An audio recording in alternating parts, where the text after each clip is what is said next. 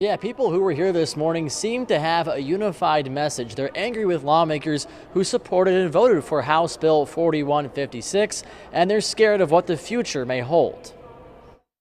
I need the government to understand that we're not criminals.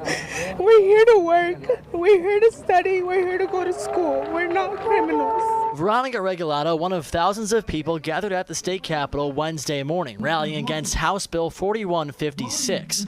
The legislation signed into law 2 weeks ago would allow local law enforcement to check immigration status when investigating any crime, leaving people like Veronica unsure about the future.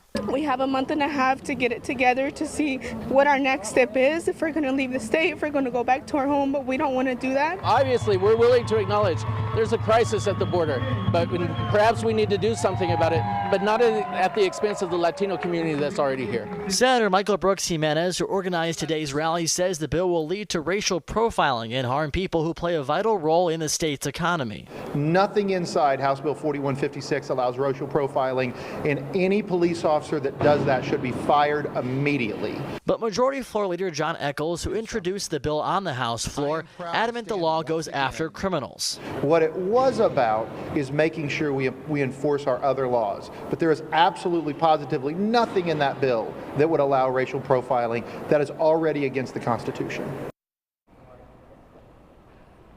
So unless this law gets tied up in the courts, it's set to go into effect on July 1st. A similar law that was passed in Texas has yet to be enforced because of an ongoing legal challenge. Reporting live at the Capitol, I'm Andy Weber, KOCO 5 News.